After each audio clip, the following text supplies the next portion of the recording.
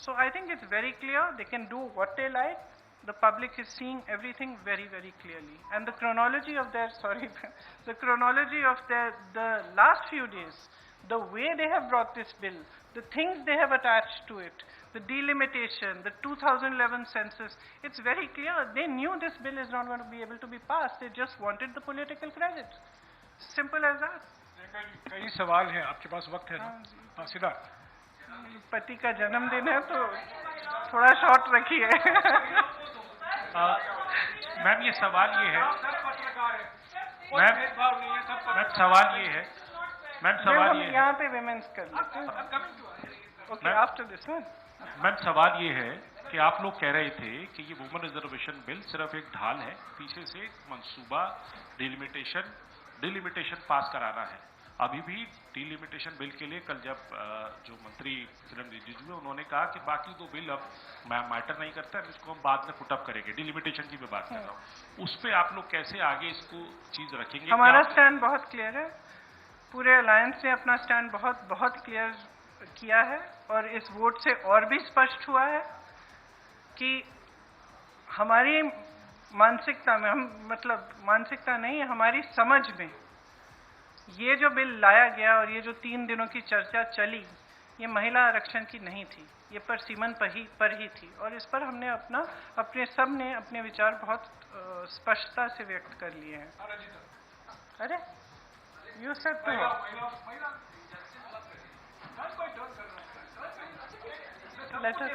Ma'am, sir महिला ही है इधर भी, वो भी और मैं भी। मैम आपने 543 सीटों की, आपने कहा कि 543 मौजूदा सीटों पर सरकार दे दे, तो ओबीसी का उसमें प्रावधान नहीं है, एससी एसटी का तो है, तो क्या उसके लिए भी अगर आप नहीं, उसमें उचित प्रावधान बनाया जा सकता है, क्यों नहीं बनाया जा सकता? और दूसरा मैं करने के लिए, क्योंकि सरकार कह रही है कि हम सड़क पर जाएंगे, संसद से सड़क तक की लड़ाई लड़ेंगे, तो क्या कांग्रेस का भी कोई ऐसा थॉट जाएंगे, तो क्या कोई रूपरेखा? इन्होंने ये पूरा प्लान पहले से बनाया था, शायद ये भी इस प्लान का हिस्सा था।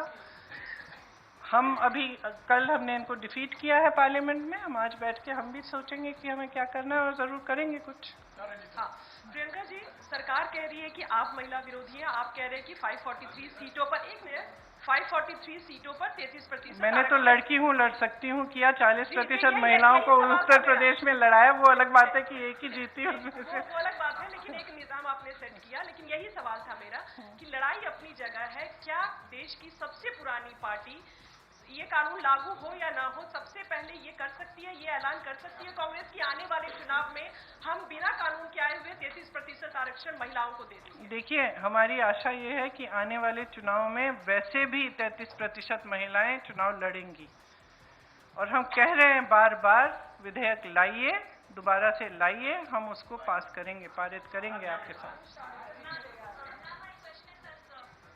Today the opposition is planning to write a letter to Prime Minister Narendra Modi for the implementation of this bill. But are you also going to mention about the OBC quota, because already for SC/ST there is a provision which has been passed. Obviously. And for Muslim reservation also it was being demanded by the Samajwadi Party. Are you also going to support that in this particular letter? Look, the OBC quota, I think almost every speaker from the opposition has referred to it. We are all saying that if there are women's reservations, just like there will be 1/3 reservations in the ST and the SC, there has to be a OBC reservation which is commensurate to the number. That's it. We are saying it again and again. Priyanka ji पूछ रहे हैं, कुछ पूछ रहे हैं। प्रियंका जी, मेरा नाम, एक मिनट, इन्होंने शुरू कर लिया था। प्रियंका जी, मेरा नाम पूनम है और मैं अमर उजाला से हूँ। प्रियंका जी, मेरा सवाल ये है कि परिसीमन 2026 तक फ्रीज था, अब वो परिसीमन खुला है। आपने कल कहा कि महिला संशोधन विधेयक इसलिए नहीं लाया गया कि परिसीमन मनमाना था, अब परिसीमन होना है, तो कांग्रेस की दृष्टि में वो परिसीमन किस प्रारूप में होना चाहिए और उसके लिए क्या कुछ कांग्रेस की मांग रहेगी? हमने बार बार कहा है कि परसीमन से पहले जातीय जनगणना होनी चाहिए, उसके आधार पर होना चाहिए। देखिए, ये परसीमन आयोग बनाना चाहते हैं जिसमें ये 3 जने अपने लगाएंगे, जैसे इन्होंने बाकी सारे आयोग बनाए हैं। और सबको कैप्चर किया है, तो हम भरोसा कैसे करें? आपने देखा परसीमन में इन्होंने असम में क्या किया है और JNK में क्या किया है। विपक्षी दलों के नेताओं की सीटों का विभाजन, अपनी मनमानी से काट-पीट। JNK में कुछ सीट ऐसी हैं जहां एक जगह एक हिस्सा इधर है, एक हिस्सा उधर है, सिर्फ अपनी सत्ता बनाए रखने के लिए। कौन भरोसा कर सकता है? जनता भरोसा नहीं कर रही है। आप कह रहे हैं कि हम भरोसा करें उनकी।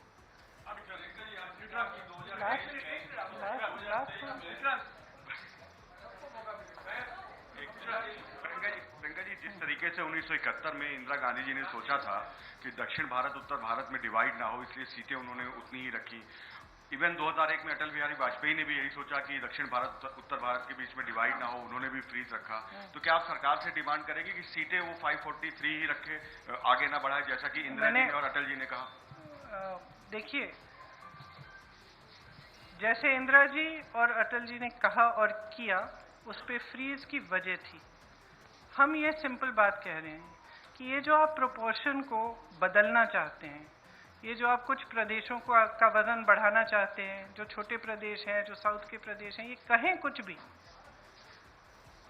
कुछ भी, हम इनकी बातों पर भरोसा नहीं कर सकते। और अगर इन्होंने ऐसा किया कि छोटे प्रदेशों को, दक्षिण के प्रदेशों को का वजन इन्होंने कम किया, तो देश में बहुत ज़्यादा संकट पैदा करेंगे। तो इससे हम सहमत नहीं हो सकते।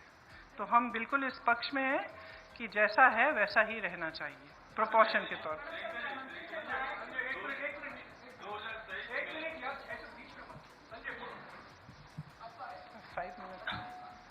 प्रियंका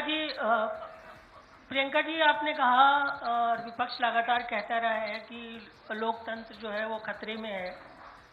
आपको नहीं लगता? मैं आपसे सवाल कर रहा हूं कि 2 साल पहले विपक्ष की एकता दिखी थी संसद में, और 2 साल के बाद वो लगातार डवाडोल दिखी, इस बार फिर दिखी है। तो क्या आपको नहीं लगता है कि विपक्ष को भी अपनी एक जिम्मेदारी निभानी होगी कि ये जो डवाडोल रहती है उनकी स्थिति, एक मंच पे आते हैं एक वक्त में और फिर वो अपने अंतर विरोधों में जो है वो फंस जाते हैं। तो क्या ये अंतर विरोध से उभरने का ये डिफाइनिंग मोमेंट माना जाए? सबसे पहले तो मुझे लगता है कि इसको ऐसा माना जाना चाहिए। दूसरा, देखिए, विपक्ष जो है उसमें बहुत सारे दल हैं। कुछ प्रदेश हैं जिसमें हम एक दूसरे से के खिलाफ भी चुनाव लड़ते हैं, लेकिन अगर आपने देखा होगा जब ज़रूरत पड़ती है तो हमारी एकजुटता पे कोई उंगली नहीं उठा सकता। कल आपने देखा हमारी एकजुटता कितनी मजबूत है। तो मैं इससे सहमत नहीं हो सकती कि डवाडोल है हमारी एकता। Answered, but related to this only, that do you think for the elections in states or at the center, this unity will be seen in future? As you've just mentioned that this unity has only been able to defeat this government. I think there are certain factors which are coming together at this point in India's history. As I said, one is the international pressure on the government, which is very visible by the actions they are taking, which are not necessarily in the interest of the nation. In fact, many of them are not. There is more stress on people. Prices are rising. Other factors are coming into play. Prices are rising immensely. Difficulties are becoming greater. And I think that at this time, the opposition has shown its unity.